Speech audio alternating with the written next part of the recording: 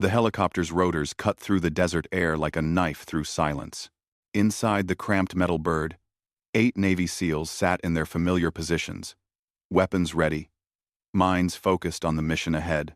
The sun was setting over the mountains of Afghanistan, painting the sky in shades of orange and red that reminded them all of home. Lieutenant Jake Morrison checked his watch for the 3rd time in 5 minutes. They were approaching the landing zone, a small village where intelligence suggested a high-value target was hiding. The mission was supposed to be routine. Get in, capture the target, get out. But Morrison had been doing this long enough to know that nothing in this desert was ever routine. The pilot's voice crackled through their headsets. 2 minutes to landing zone, boys. Looks quiet down there. Morrison nodded to his team. These men had been through hell together. There was Rodriguez, the explosives expert who could disarm a bomb with his eyes closed. Next to him sat Chen, their sniper, whose steady hands had saved their lives more times than anyone could count. Williams, their communications specialist, was already checking his radio equipment. The rest of the team, Parker, Thompson, Davis, and young Martinez, were all seasoned warriors, despite their ages. As the helicopter touched down in a cloud of dust, the SEALs moved like a well-oiled machine. They had done this dance hundreds of times before. Boots hit the ground, weapons up, eyes scanning for threats. The village appeared empty, which made Morrison's stomach tighten. Empty villages in this part of the world usually meant trouble. They moved through the narrow streets in formation, their boots making almost no sound on the dirt paths. The intelligence had pointed them to a compound on the eastern edge of the village. As they approached the target building, everything seemed too quiet, too easy. Morrison raised his fist, signaling the team to stop. He listened carefully. No sounds of daily life, no children playing, no women talking, no men arguing. The silence was deafening. Something's not right. Rodriguez whispered into his microphone. Morrison nodded. His gut was telling him the same thing. But they had their orders. The target was reportedly inside that compound, and they needed to complete the mission. They breached the compound wall using standard procedures. Thompson and Davis took the left side, while Parker and Martinez covered the right. Chen positioned himself with a clear view of the main building, his rifle ready. Williams stayed close to Morrison, monitoring radio chatter from headquarters. The main building was a typical Afghan structure: mud brick walls, flat roof, small windows. Morrison signaled for Rodriguez to check for explosives around the entrance. After a tense minute, Rodriguez gave the all-clear signal. They entered the building room by room, clearing each space methodically. The first room was empty, except for some old furniture. The second room showed signs of recent habitation: warm tea glasses, food scraps, blankets that still held body heat. In the third room, they found her. She was sitting in the corner, pressed against the wall like she was trying to disappear into it. A young Afghan woman, maybe 25 years old, wearing traditional clothing that was torn and dirty. Blood stained her left shoulder, and her dark eyes were wide with fear and pain. Morrison held up his hand, signaling his team to lower their weapons but stay alert. The woman didn't move, didn't speak, just stared at them with those haunting eyes. "Williams, call for the medic," Morrison ordered quietly. Their medic, Sergeant First Class David Kumar, was with the backup team positioned outside the village. He was one of the best combat medics Morrison had ever worked with, a man who could save lives under the worst conditions imaginable. The woman remained silent as they waited for Kumar to arrive. She watched them with a mixture of fear and something else Morrison couldn't quite identify. There was an intelligence in her eyes, an alertness that seemed unusual for a civilian caught in the wrong place at the wrong time. When Kumar arrived 10 minutes later, he immediately went to work. He was a tall, thin man with gentle hands and a calm demeanor that had a way of putting wounded people at ease, regardless of language barriers or cultural differences. "Let me take a look at that shoulder," Kumar said softly, even though he wasn't sure she understood English. The woman flinched when he approached, but she didn't try to move away. Kumar knelt beside her, his medical bag open, hands moving with practiced efficiency. He cut away the fabric around her wound to get a better look. Morrison watched Kumar's face change. The medic's usual calm expression shifted to confusion. Then, to something that looked like recognition. Kumar's hands stopped moving for just a second, hovering over the woman's shoulder. "Sir," Kumar said quietly, not looking away from his patient. "We might have a problem." Morrison moved closer. "What kind of problem?" Kumar's voice was barely a whisper. "This isn't a civilian wound." The room suddenly felt smaller. Every seal in the space went rigid, their training kicking in automatically. Weapons that had been lowered were now ready again, though still pointed away from the woman. "What do you mean?" Morrison asked, though he suspected he already knew the answer. Kumar pointed to the wound. "This is a through-and-through gunshot wound, clean entry and exit. But look at this." He indicated the area around the wound. "She's been applying pressure correctly, using proper field dressing techniques. The bleeding has been controlled with military precision." Morrison felt his heart rate increase. Could she have learned that from someone else? "Maybe," Kumar said, continuing his examination. "But there's more." He gently turned the woman's arm. "These calluses on her hands aren't from farming or household work." The woman's eyes darted between the seals, and Morrison could see her calculating, evaluating, thinking several steps ahead. This wasn't the behavior of a frightened civilian. This was the behavior of someone trained in combat situations. Kumar continued his work, cleaning the wound and applying fresh bandages. As he worked, he noticed other things. The woman's muscle tone suggested regular physical training. Her posture, even while wounded and surrounded by armed soldiers, showed discipline and control. "There's something else," Kumar said, his voice getting quieter. "Her hands." Morrison looked where Kumar was pointing. The woman's right index finger showed the telltale callus of someone who spent significant time with firearms. It was a small detail, but one that spoke volumes to men who lived with weapons as tools of their trade. The woman seemed to realize they were studying her more carefully now.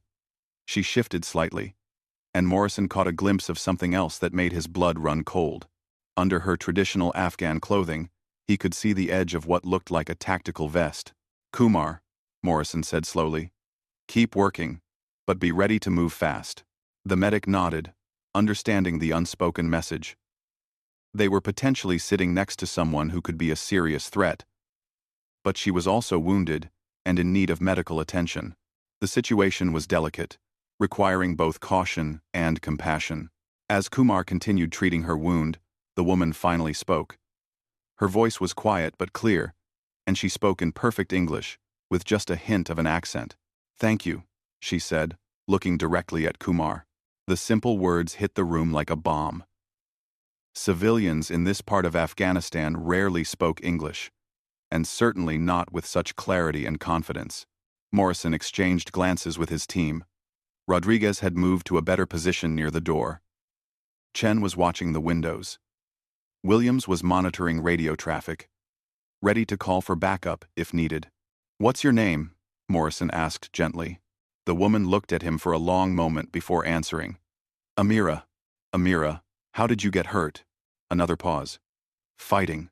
Morrison felt his team tense around him. "Fighting who?" "Bad men," she said simply.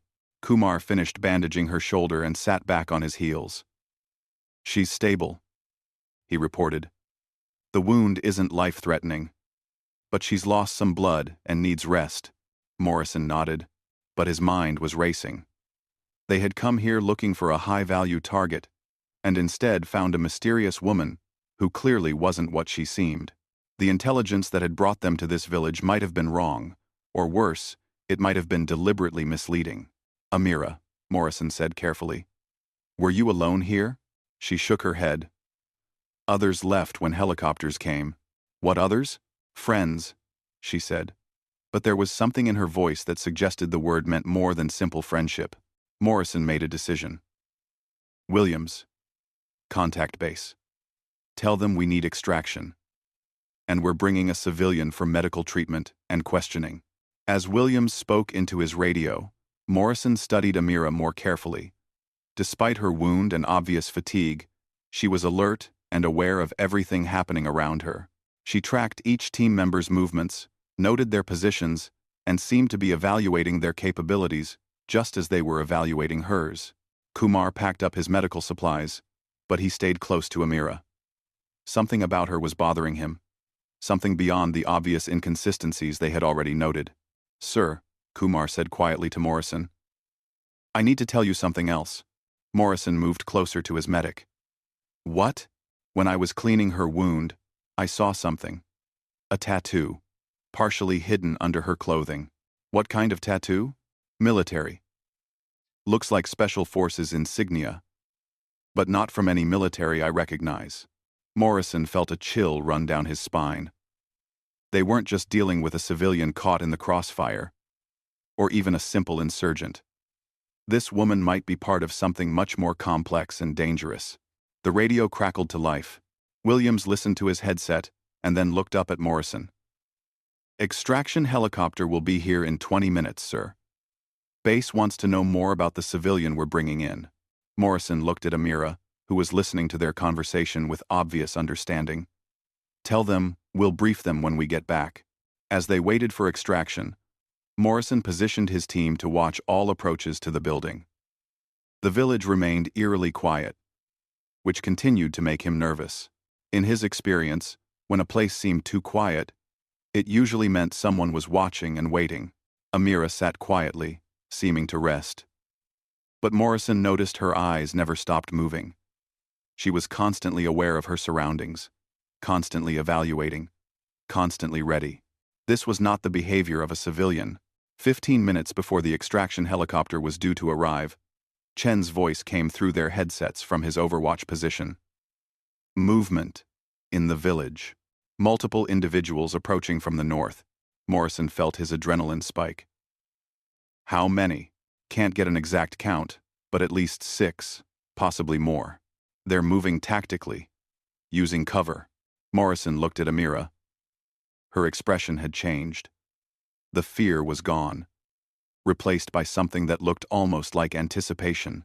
"Amira," Morrison said urgently. "Who's coming?"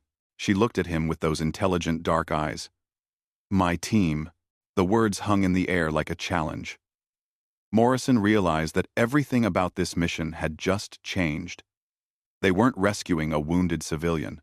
They were in the middle of something much more complicated, and potentially much more dangerous. The sound of approaching footsteps could now be heard outside the building. Morrison's team automatically shifted into defensive positions, but they were in an awkward situation.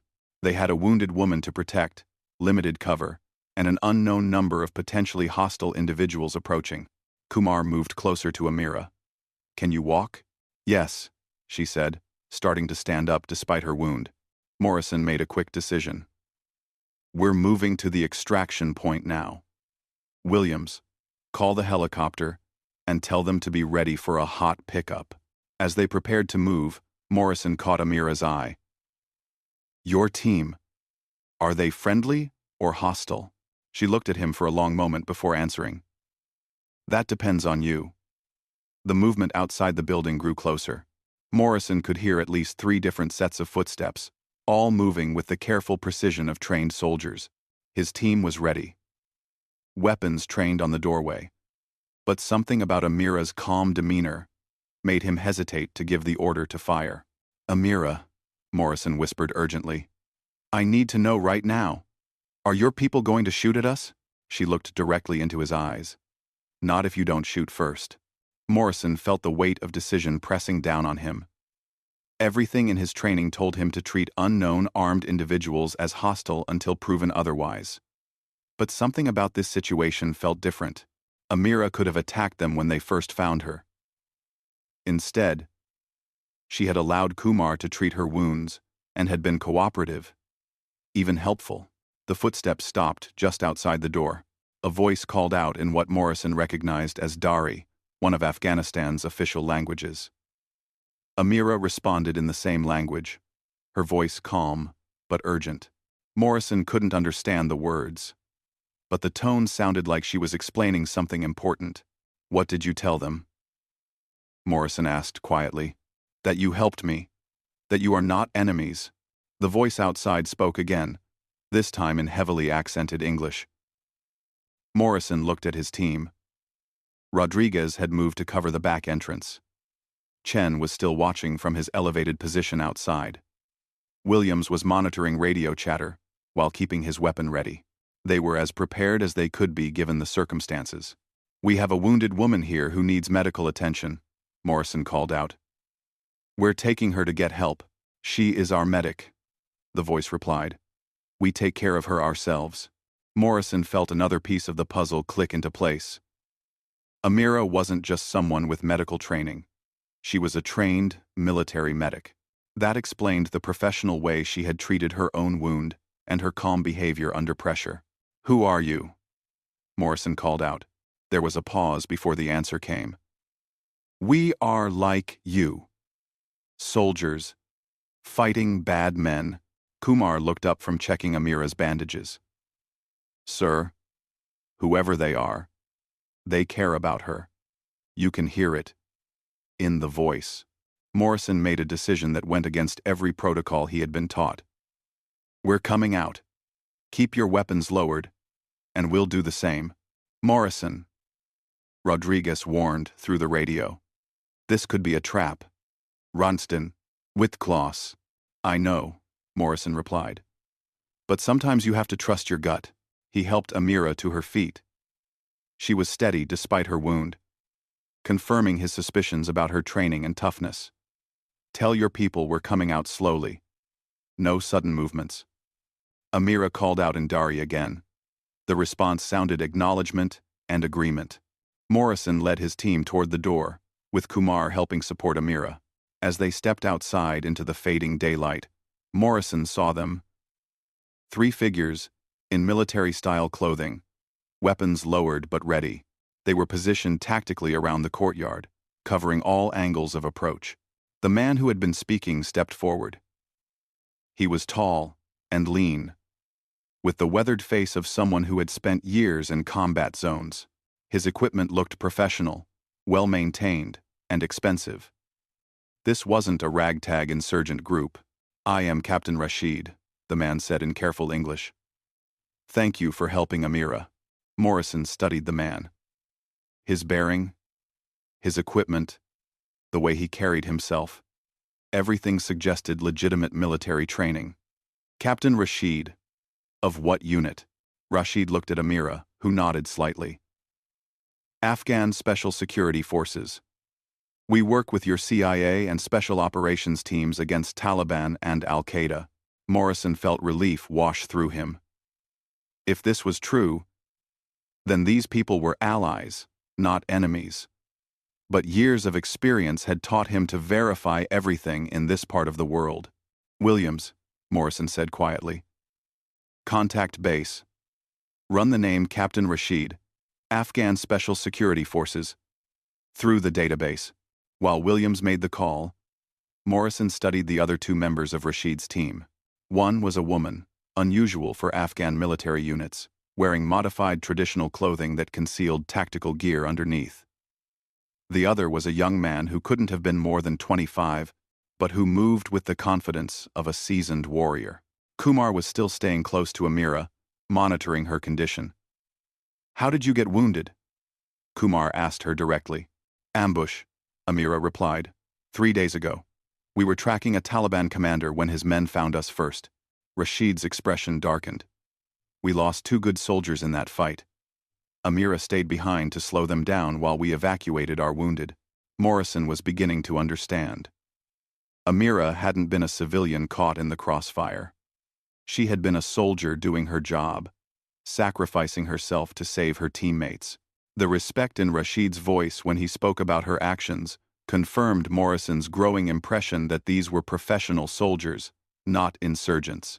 Williams finished his radio conversation and approached Morrison. Sir, I've got confirmation.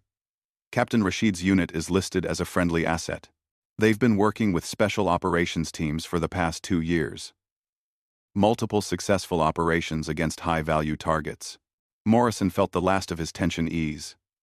These were the good guys. Captain Rashid, Morrison said, extending his hand. Lieutenant Morrison, Navy SEALs. We're glad to meet allies. Rashid shook his hand firmly. The feeling is mutual, Lieutenant. Kumar stepped forward. Captain, your medic is stable, but she needs proper medical facilities. The wound is clean, but she's lost blood and needs rest and monitoring. Our extraction helicopter will be here in 10 minutes, Morrison offered. We can take her to the American medical facility at Bagram. She'll get the best care possible. Rashid looked at Amira, who nodded. Yes, she said. That would be good. What about the rest of your team? Morrison asked. We have our own transportation, Rashid said. But we would like to accompany Amira to make sure she's safe. Morrison nodded.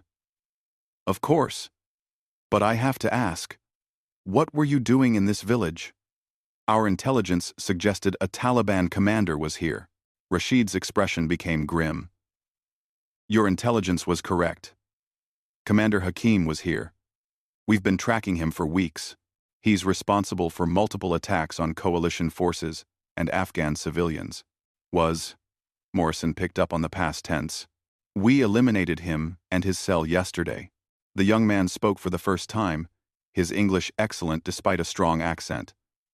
That's why the village is empty. Word travels fast when Taliban commanders die. Morrison realized why the village had felt so wrong. The people hadn't fled because of their helicopter arrival. They had already left because a battle had taken place here recently. The sound of approaching rotor blades filled the air. Their extraction helicopter was right on time. That's our ride, Morrison announced. Everyone ready?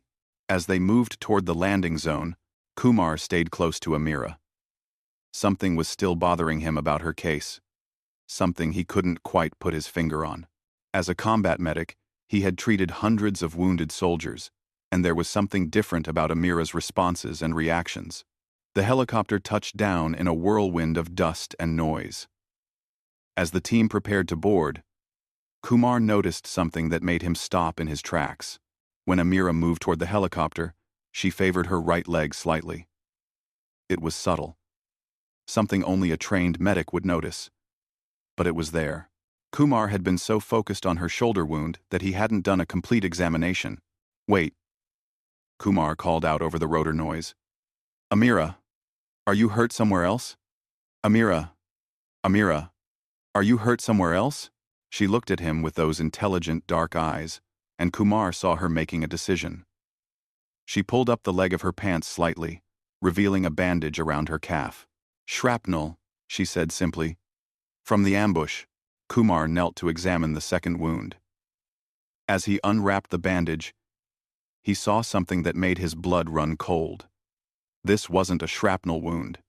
This was a surgical scar, and it was old, at least several months healed. But that wasn't what shocked Kumar. What shocked him was what he could see partially buried under the scar tissue. It was small, metallic, and definitely not natural. Kumar looked up at Amira, his mind racing. She was watching him carefully, and he could see in her eyes that she knew he had seen something significant. Morrison, Kumar called out urgently. I need to talk to you. Morrison jogged over, having to shout to be heard over the helicopter. What is it? Kumar pulled Morrison aside, speaking directly into his ear. Sir, she's got some kind of implant in her leg. Metallic. It's been there for months. Morrison felt a chill despite the warm evening air. What kind of implant? I don't know, but I've never seen anything like it in a medical context. It's too small to be a medical device, but too sophisticated to be accident shrapnel. Morrison looked over at Amira, who was watching them intently despite her conversation with Captain Rashid. She knew they had discovered something important. The helicopter pilot was making urgent gestures for them to board.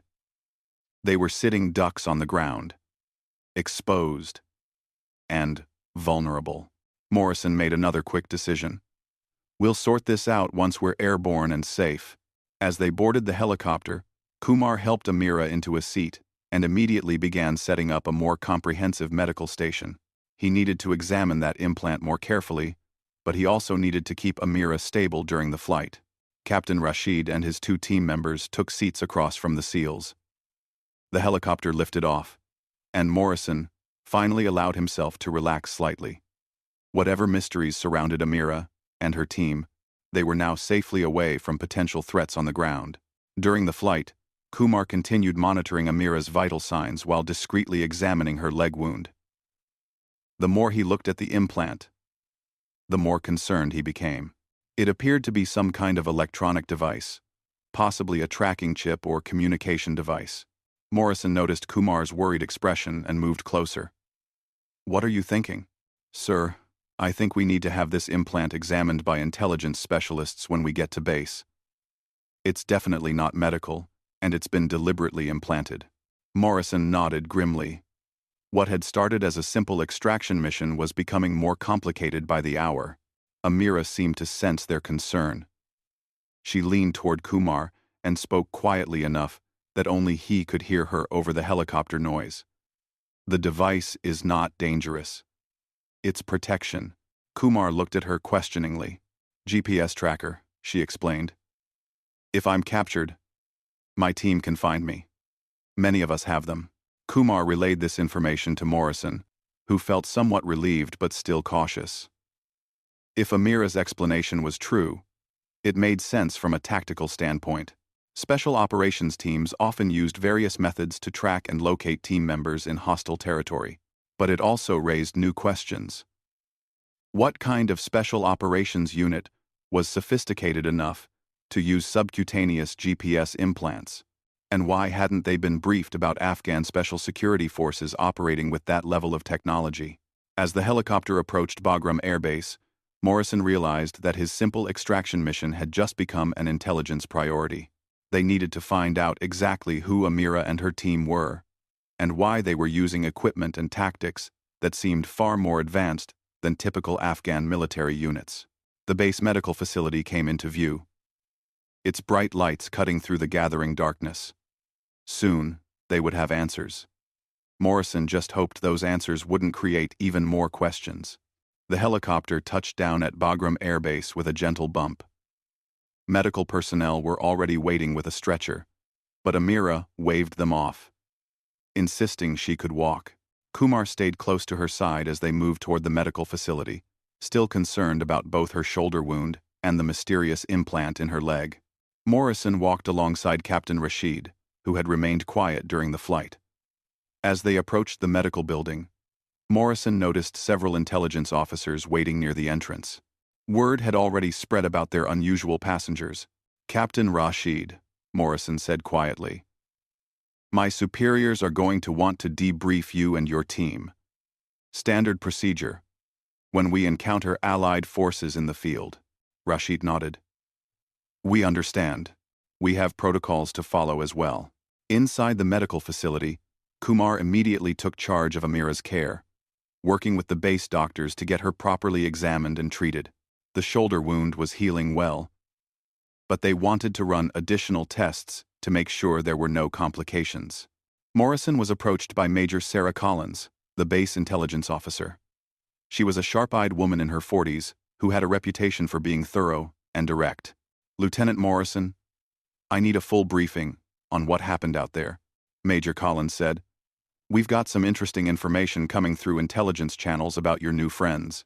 Morrison followed her to a secure briefing room where Captain Rashid and his team were already seated. Amira had been kept in the medical facility for additional treatment, but she had insisted that whatever was discussed should include her input. "Gentlemen and lady," Major Collins began, looking at the female member of Rashid's team, "we've confirmed your unit's existence and your general mission parameters. However, we have some questions about your specific operations and equipment." Captain Rashid leaned forward. "Major, with respect, our operations are classified at levels that require specific clearances. What exactly do you need to know?" Major Collins opened a file folder. "Let's start with why your medic has a military-grade GPS tracking implant that's more sophisticated than anything our own special forces units use." The room fell silent. Morrison realized that the intelligence community had been busy during their short helicopter flight, analyzing the information Kumar had provided about Amira's implant. Rashid looked at his two team members before responding. Major, that information falls under operational security protocols that I cannot discuss without authorization from my chain of command. And who exactly is in your chain of command? Major Collins pressed. That also requires clearance to discuss. Morrison could see the frustration building in Major Collins' expression. As an intelligence officer, she was used to getting answers, not bureaucratic stonewalling. The door to the briefing room opened, and everyone turned to see Amira entering with a doctor and Kumar. Her arm was in a proper sling, and she moved more easily, clearly feeling better after proper medical treatment. I'm sorry to interrupt, Amira said, but I asked to be included in this discussion. Major Collins gestured to an empty chair. Please, sit. Maybe you can help us understand what's going on here. Amira took the offered seat, wincing slightly as she settled in. Major, I understand your concerns about operational security, but given that these men saved my life, I think some explanation is warranted. She looked around the room, making eye contact with each person present. My unit is part of a joint task force that includes American, British, and Afghan special operations personnel. We operate under deep cover to infiltrate and eliminate high-value terrorist targets. Major Collins leaned forward. What kind of joint task force? I should have been briefed on any such operations in this area. Major Collins, the kind that operates above your clearance level, Amira said gently but firmly. No disrespect intended, Major, but this program is compartmentalized for operational security reasons. Morrison felt pieces of a larger puzzle starting to come together. You're saying you work directly with American Special Operations? Among others, yes. The tracking implant is standard equipment for our unit. Because we often operate alone, or in very small teams, in extremely hostile territory. If we're captured or wounded, it allows for rapid location and extraction, Kumar spoke up. That explains the surgical precision of the implantation. This wasn't field medicine. This was done in a proper medical facility with sophisticated equipment. Major Collins was taking notes rapidly. Amira, I'm going to need verification of these claims. Can you provide contact information for your American liaisons? Amira nodded.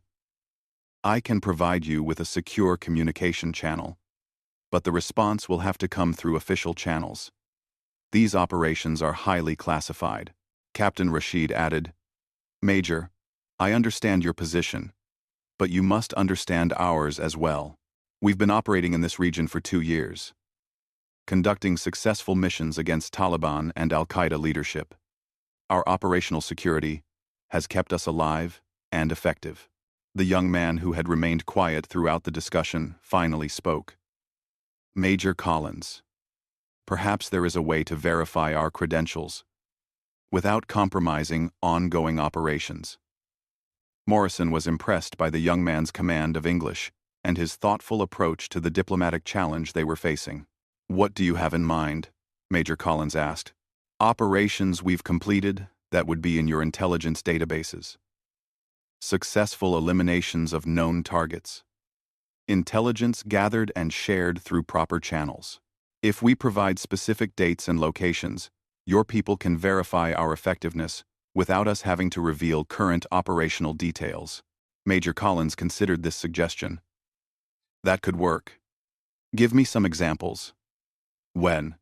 100 dation, 100 dation succeeded, 100 dation, 100 dation succeeded, 100 dation succeeded, 100 dation succeeded, 100 dation succeeded and dation.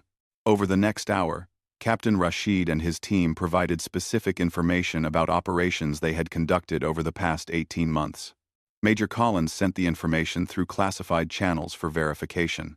While they waited for responses, Kumar continued monitoring Amira's condition. The base doctors had run comprehensive tests and confirmed that both her wounds were healing properly and showed no signs of infection. How long have you been doing this kind of work? Kumar asked Amira during a quiet moment. 3 years, she replied. I was trained as a medic in England. then recruited for special operations. It's dangerous work, but necessary. Your English is excellent. Where did you learn it? Amira smiled for the first time since they had met her. University of London. I studied medicine there.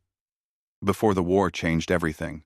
Morrison overheard this conversation and realized how little they really knew about the people they had encountered. Amira wasn't just a soldier. She was an educated woman who had given up a comfortable life to fight terrorism in her homeland. Major Collins' secure phone rang. She answered it, listened for several minutes, then hung up with a thoughtful expression.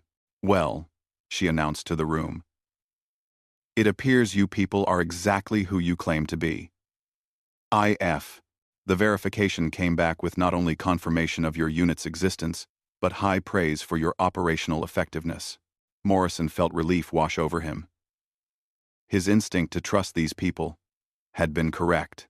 However, Major Collins continued, I'm now required to ask if you need any support for your current operations.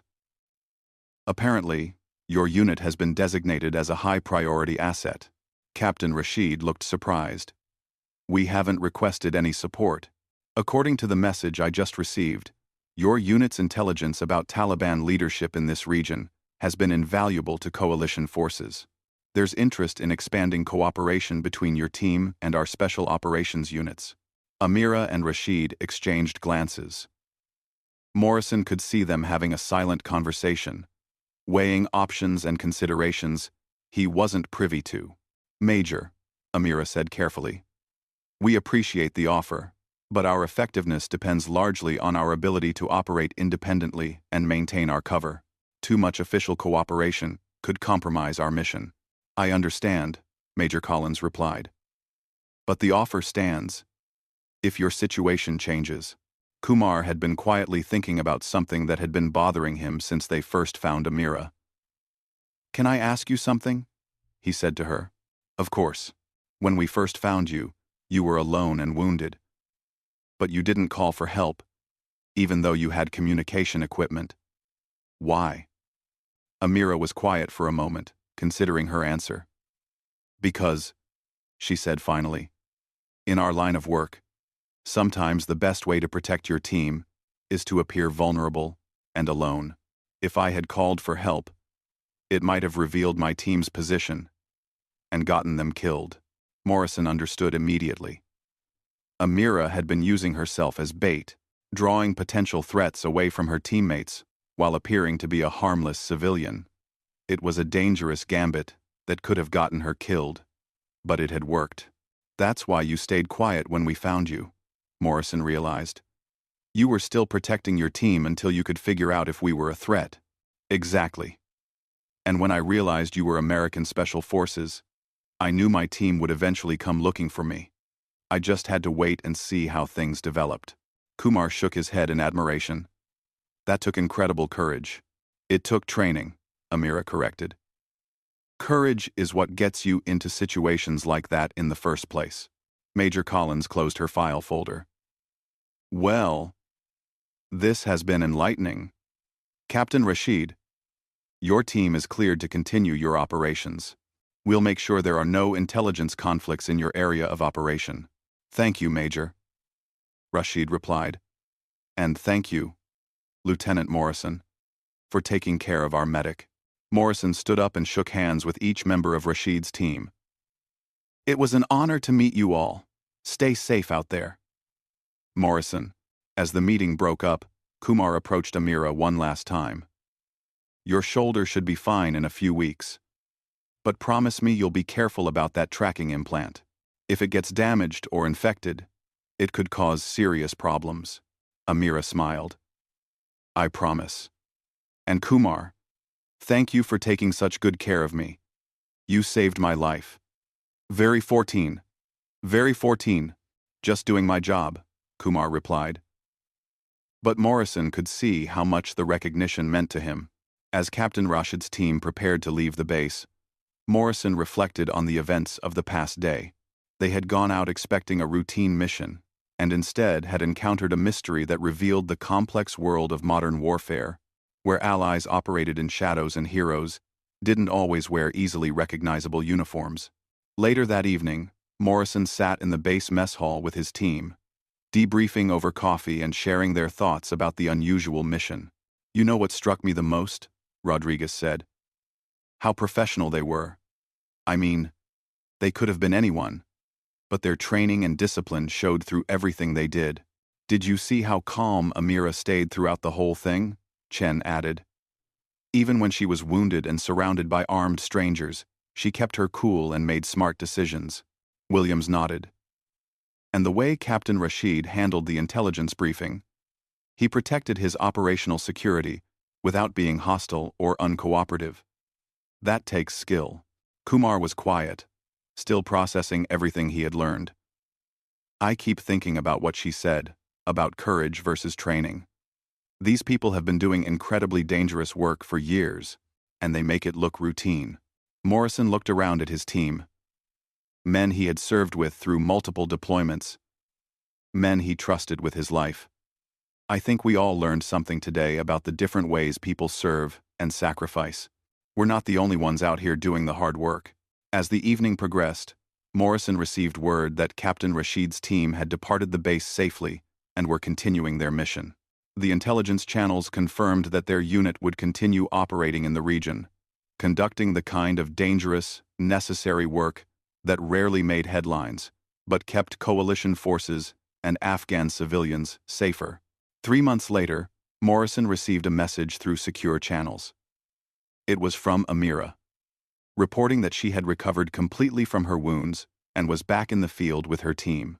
She thanked the SEALs again for their help and mentioned that Captain Rashid's unit had successfully eliminated 2 more high-value targets since their encounter. Morrison smiled as he read the message. In a war where victories were often measured in small increments, and success was sometimes simply surviving another day, it was good to know that brave people like Amira and her team were out there making a difference. He never saw Amira again, but he often thought about that evening in the Afghan village when a routine mission became a reminder that heroism comes in many forms, and sometimes the quietest people are carrying the heaviest burdens. The woman who had sat silently in that corner, wounded but unbroken, had taught him something about courage that no training exercise ever could. In his final report on the mission, Morrison wrote, "Mission accomplished. 1 wounded Allied combatant provided medical assistance and safely evacuated. Allied relations strengthened through successful cooperation with friendly forces." But in his personal journal that night, he wrote something different. "Today, I met a hero. She was quiet, wounded, and surrounded by enemies, but she never stopped protecting her team and completing her mission. I hope I never forget the lesson she taught me about what real courage looks like."